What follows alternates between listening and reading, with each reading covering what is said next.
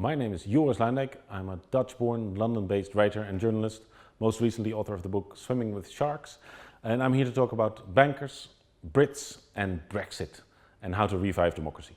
We're in the post-Brexit aftermath. Here we are, and guess what? There's a European, a Dutchman and an Englishman sitting in the same room. That's right, and we're not fighting. And we're not fighting. No, are we good?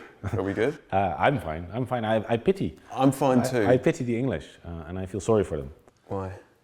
Because you've just deprived yourself the right to work, live and study in 27 fantastic countries and to have a say in the fate of what is, I think, still the most exciting political project of the last 100 years, which is to build an empire based on consensus rather than conquest, and to have an empire that's actually democratic.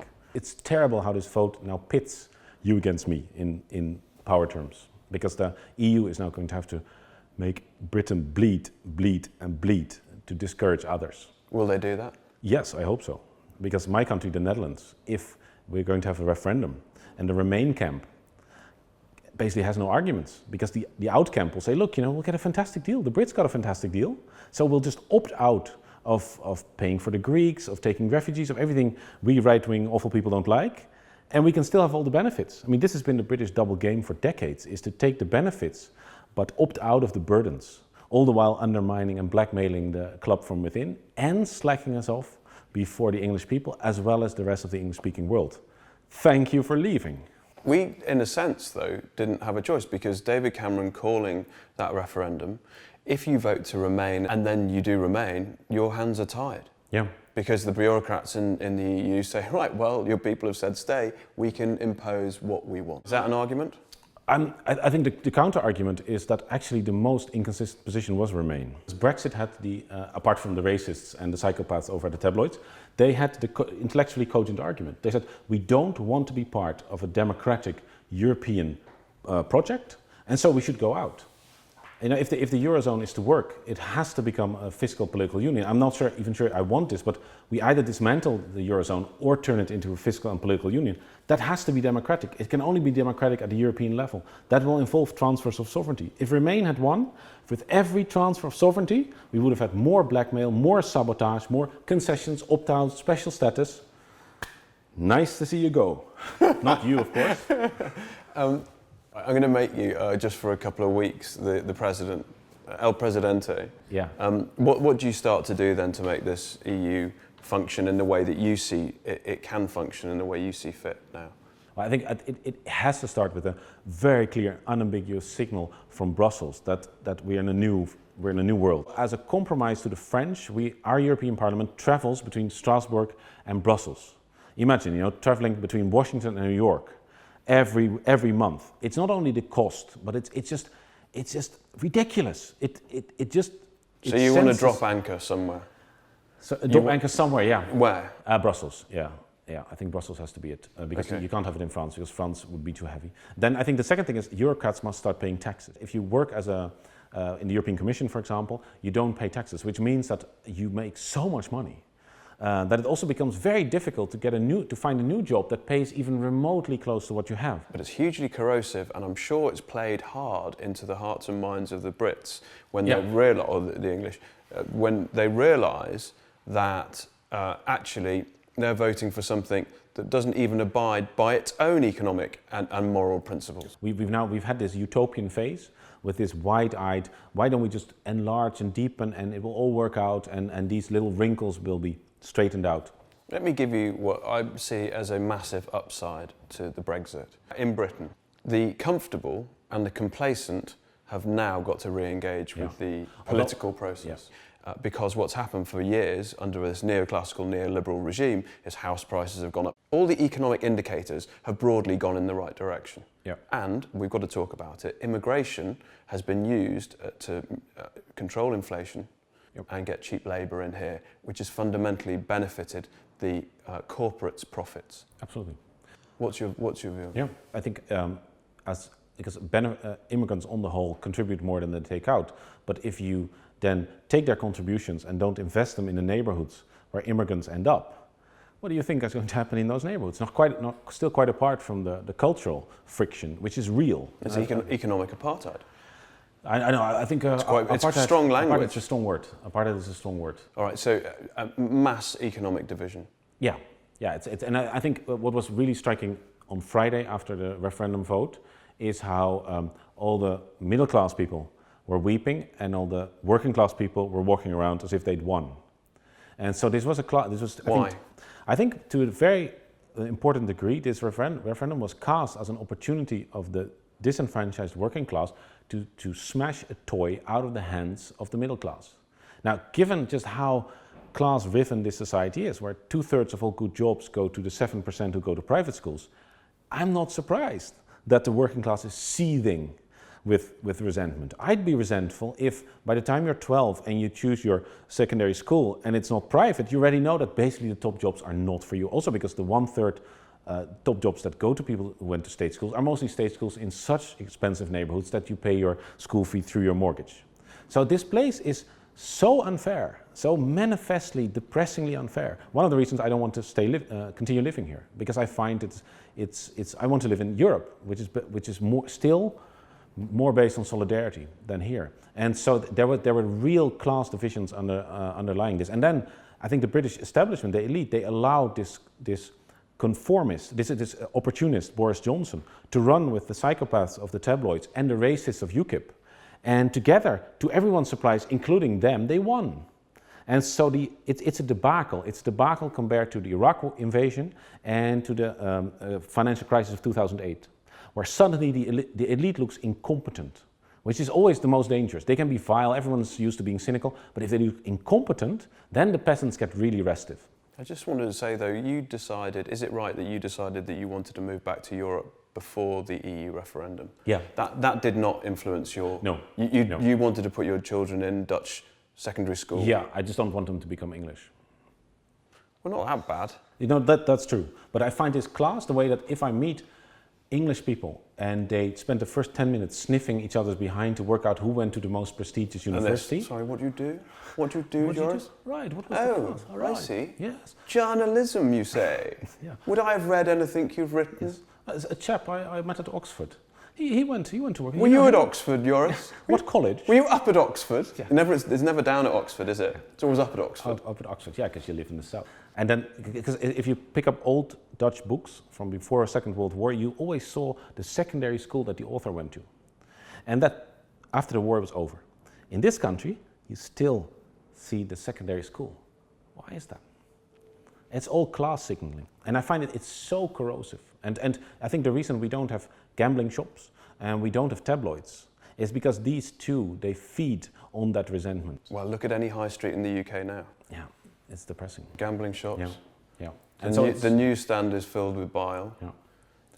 Now, strange, and every workers' protection is portrayed to tabloid readers as red tape that will unshackle Britain. You know, how long it took to get parental leave in Europe because the Brits were sabotaging it. The opt-out and the fact that in the financial sector here in London you can be fired in 5 minutes, which creates this totally corrosive short-termist mentality. That's because they have an opt-out from the EU. The EU has been portrayed as the cause of many of the problems caused by the London elites, and especially the Conservatives, but also New Labour, which is just an anagram for neoliberalism. Yeah. Because Tony Blair, the point is that when Margaret Thatcher was asked what her greatest achievement was, she responded New Labour. Yeah. So you've had a neoliberal regimes for the best part of 30 years in the UK. And I think if European history teaches us anything, is that if you disenfranchise the working class and you don't have a social democratic party that is credible to marshal that resentment and turn it to constructive use, you will have the xenophobes stepping in. And which is exactly the moment we have now. Yeah, and right now I think there's a justified and wide-ranging feeling among the working class and about the squeezed middle class is that the elites are no longer looking out for them. The old contract was always, okay, the elites have some privileges in exchange for which they protect the normal people.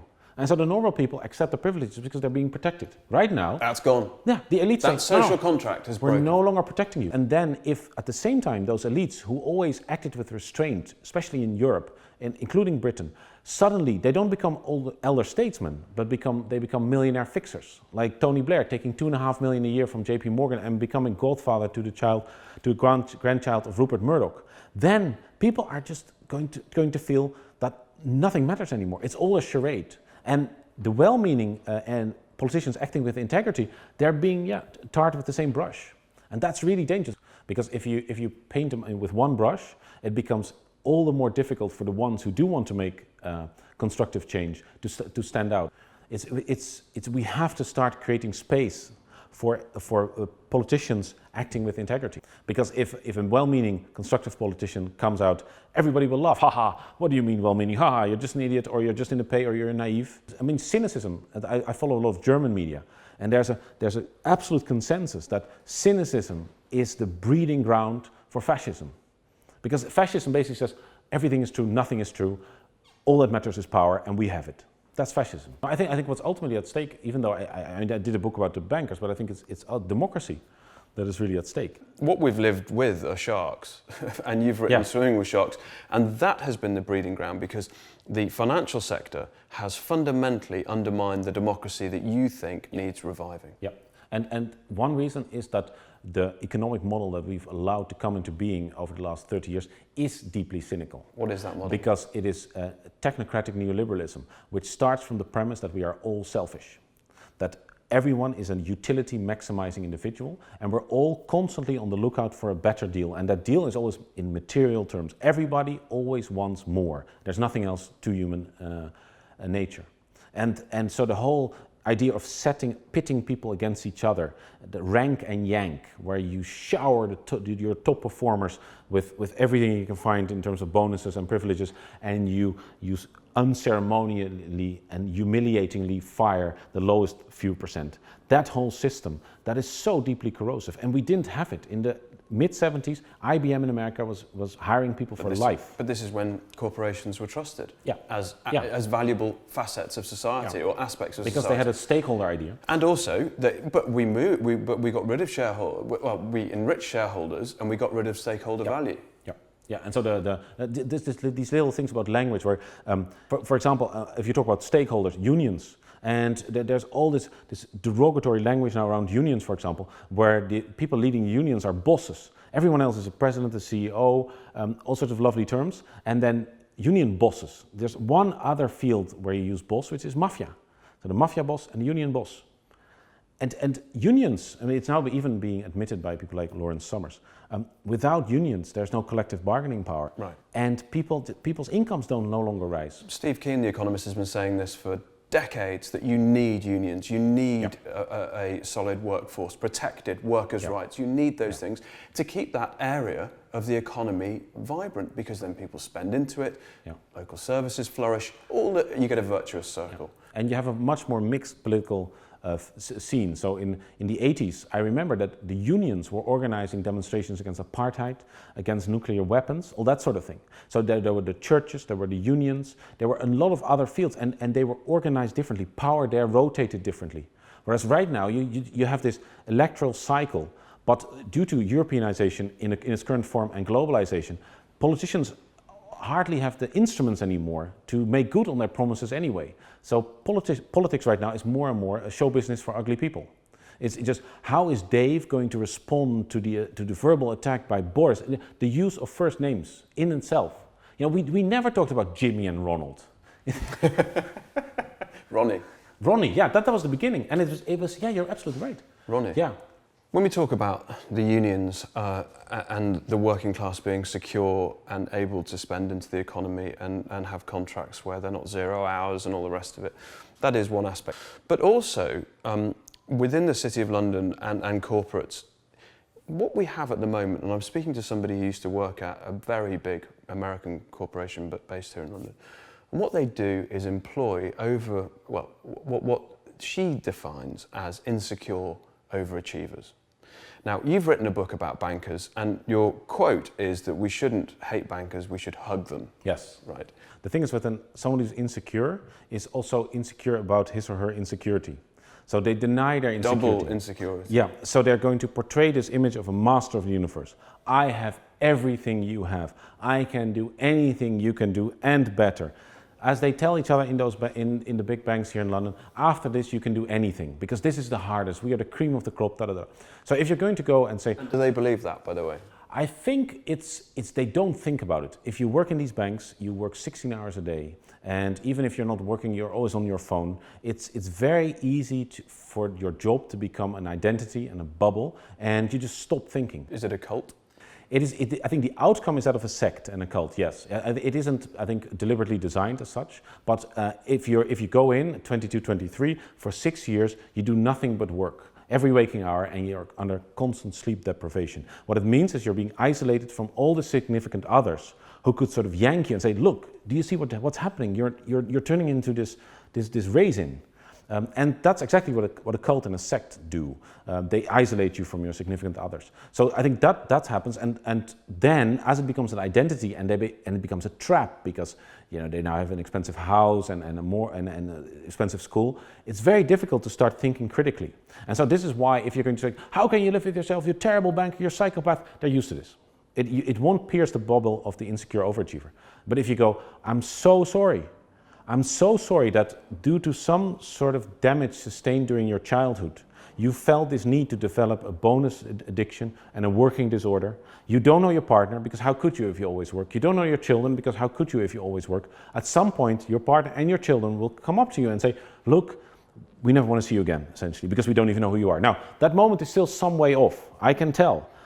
But do know that there are therapists who have crashed out of the sector like you will, and they've retrained as former bankers who have retrained as therapists, and they are ready for you. And for now, let's just hug. And that is when the insecure overachiever gets really annoyed. When you go on, When you give them a hug? Yeah, I'll try to. Aren't they kind of very uncomfortable with it? Don't hug, you're in my personal space. Yes, yeah, so it's a virtual hug. It's a virtual hug in a fintech world. In the fintech world, yes. And so that's what I found so terrifying, is one, that people sit in this tiny little niche that is a cog in a bigger wheel, that is in itself a cog in a bigger wheel. They don't have an overview, they just try to survive. They can be fired in 5 minutes. And then they have no time to reflect. And so it isn't like Dr. No in James Bond, who really knows what he's doing, and he's going to, even has this urge to tell James Bond all the evil things he's going to do before feeding James Bond to his pet shark. That is the evil doer that we like. That's the evildoer that George W. Bush always talks about. Why? Because you can wage war against that person. He deliberately does wrong. Now, finance is far more terrifying. It's chaos. And I thought going in, I knew nothing about finance. I thought, well, the crash must be due to greedy bankers. And greedy means you know exactly what you're doing. Turns out that these banks are like clusters of islands in the fog. These islands don't communicate. One banker has no idea what the other one is doing. There's fog, they don't communicate. Then they're staffed by mercenaries. Bankers can be fired in 5 minutes. And at the top sits the CEO and his board, and they're like the diplomatic service. Their job is to protect an image of control. That's why after every scandal they say, I'm shocked by this scandal. I'm shocked by this scandal. There are 150,000 people working for it. They do completely different things. I cannot possibly know what they're doing. And now there's a scandal, I'm shocked. What happened in 2008 is that on one of these islands, a couple of innocent-looking nerds were building something that looks like an ATM. It produced money and more money and more money. And then suddenly it turned out to be a nuclear plant. And then when it exploded, it nearly wiped out not only the cluster of islands, but also everything else on the planet. And so it wasn't greed, it was incompetence. If it was greed, then everybody... They would have been conscious that they were making it and then they were milking it. Yeah. And what you're saying is that they weren't conscious. Yeah, Lehman Brothers, before it failed in September, if this was greed and they knew exactly what they were doing, they would have been selling their shares in their own bank in August. They weren't. They were buying it. Right. Now, it is far more complex, and it has to do with chaos and scale, complexity and scale, and then no liability. Just let's talk about that. One question first. Does any CEO of any bank in the world really know what's happening within their organization? I think they cannot possibly, if it's a global bank, they cannot possibly, because that bank operates 24/7 across 6 continents, trillions passing through, very different activities, and especially in London and New York, where you can be fired in 5 minutes, there are no patents in finance. So you have worked out in your PhD a brilliant trading strategy.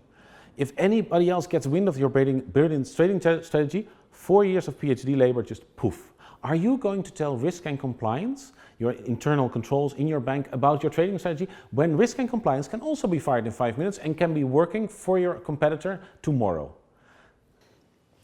Let's come to accountability then. Yeah. So because not only are they outsourcing all the expensive stuff, but they're outsourcing risk. Yes, they're not. One of the perverse outcomes of 2008 is that we're now blaming risk-taking where we should blame risk-bearing. Risk-taking is fine. We need lots more people taking risks with startups, with writers, artists. In the real economy. In the real economy. But what we need is people, when they take risk, to bear it. So what we should do is we should make those banks far smaller and simpler so they can safely fail, but we should also make top bankers personally liable, so when they fail, nobody suffers more than they do. Now, if you have that system, will this PhD with his secret trading strategy still be allowed to do his secret trading? I don't think so, because at the top sits somebody, or she cops it. He realizes, okay, as long as the trading strategy goes well, I get a bonus and I buy an extra house, but if it goes wrong, I have to sell my house. It's a malus. It's really interesting how in Latin you have malus as well as bonus. And we forgot about the malus, and the bonus is still there. We're rewarding bankers for taking risk. Just talk about Latin, just talk about the etymology. Bonus and malus, explain more. Yeah, so bonus means something went well. Well, you took a risk, it went well, I give you a bonus. And the flip side? You took a risk, it didn't go well, you're going to pay. This is the old system of Lloyd's with the names. And in the old days, in the city and Wall Street, until 40 years ago, this was the system. So you had partnerships where the top was owner, manager, and personally liable. Now, they had every reason to give a lot of power to their risk and control people. They had every reason not to embark on an insane buying spree through mergers and acquisitions and buy that bank in Mexico. Because they think, what if that bank in Mexico is involved in money laundering and I'll be held responsible? Now, name one top banker who has even had to pay back anything. You say, we're not even talking about jail, we're just talking about giving back the money you made as a reward for profits that turned out to be losses. Not even that. And the biggest fine was for a rogue trader called Jérôme Querviel at Société Générale, who managed on his own to lose 4.8 billion euros. But one person. That's incredible, but didn't he go back and sue them for 400,000 euros? Yes, he recently did. But what was the most interesting thing, two things. One was that Société Générale got a French court to fine Jérôme Querviel 4.8 billion euros. Now, what if we'd done this to Fred Goodwin of RBS? To fine him the amount of money we needed to bail out his bank. Then Fred would now be living somewhere here in Brixton. Fred would be back to his old job as an accountant, and anything over the social minimum would be paid to the treasury until he had paid back the bailout. Now, I can tell you that his successor then at RBS would run the bank totally differently. Now, that was the first interesting thing about Jérôme Querviel, that he was fined. So Société Générale did to Jérôme Querviel what the state didn't do to Société Générale when it ran up such a loss. The second thing was that Société Générale then got a tax break of over 2 billion euros because of that loss. And that tax break, of course, gave everyone a bigger bonus. But as long as we run banking like this, it isn't banking, it isn't capitalism. No, it's mafia. It's crony capitalism, which actually is financial, is legalized. Legalized yeah. mafia. I just want to mention something else about language, because the word debt in German, and is it also the case in Dutch? Yeah. Tell us about the word debt. If you go into language, it's just so fascinating. So in German and in Dutch, it's a Schuld. It means blame, guilt, and debt. So if I now take £100 from you, I am £100 to blame, I'm £100 guilty, and I'm £100 in debt. Now, I think this tells you something why a restructuring of debts is different in a German culture, in Germanic culture. Even though people don't have that consciously, it does activate that brain part, that the economic order reflects a moral order. Or a social order. Or a social order. There are many other words like bubble. Now, if we now see a bubble, that's innocent. The bubble pops, it's innocent. A housing bubble, that's like a housing tumor. It is extremely difficult to get rid of. But by calling it a bubble, it seems fine. We rescue banks, we save banks. That's a positive thing. We should talk about taking over their debts. If we create insane new amounts of money, we should call it not quantitative easing, but creating insane amounts of new money. But we have all these words, same in software, of course, with cookie, which is really spyware, and the cloud, which is really centralized storage. These words, they keep us from seeing what is actually happening. The language, when you start, if we go sequentially here, it starts with the language. Yep. That isn't going to change in politics, that's going to start in the arts, that's going to start in culture. And then we're going to say to the banks, you need to sort yourselves out because you're undermining democracy and you need to agree with us on this. Yep. And then, only just then, will we get the politicians to start conforming. Yeah, I think if it starts in the arts and we help people see, not so much see where their real interests are, but help them formulate their real interests and decide for themselves rather than be fed these very simple memes about immigrants, that sort of thing. I think that will translate into electoral power. You know, I lived in Egypt for 4 years, and there, if something is wrong, then you're truly F-U-C-K-E-D. Because there's nothing you can do. You can demonstrate and they shoot you. But you know, we have freedom of association, we have freedom of expression. We can start new political parties, we can take over political parties. What I found so striking and I've given lots of lectures now, hundreds over the past year and a half, is that there's this learned helplessness about politics.